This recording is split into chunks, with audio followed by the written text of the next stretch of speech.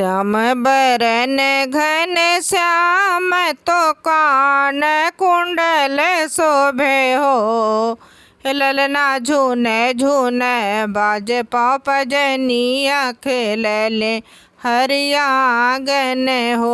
ललना झूने झूने बाजे पाँव पजनिया खेल ले हरियागन हो। खेलत खेलत हरि आंगन आए अंगना में खेले लगे हो। ललना ले लिहले मुट्ठी भर माटी रुचि रुचि भोजन करे हो। ललना ले लिहले मुट्ठी भर माटी रुचि रुचि भोजन करे हो। मिलहु न सखिया सहेल रे मिली जुली चलऊ हो। सखिया चला चली जसुदा के पास कंधैया खाले माटी छोड़त करे रोदन हो। सखिया चला चली जसुदा के पास कंधैया खाले माटी छोड़त करे रोदन हो। इतनी बचन जसुदा सुनली सुनही नहीं पावेली हो।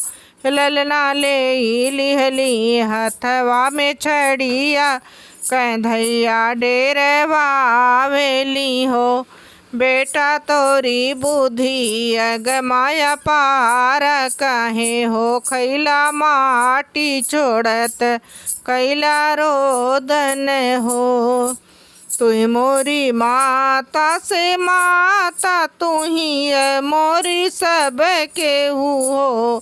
हे माता झूठी बाती गैलू पतियाई हम कब खैली माटी छोड़त कैली रोदन हो। इतना बचन माता सुनली सुनही नहीं पावेली हो।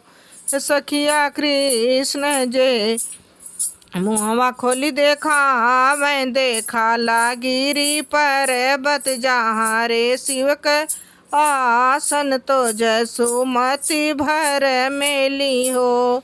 सखिया कृष्ण जे मुहवा खोली देखा मैं देखा ला गिरी पर्वत जहाँ रे शिव के आसन तो जसुमती भर मेली हो।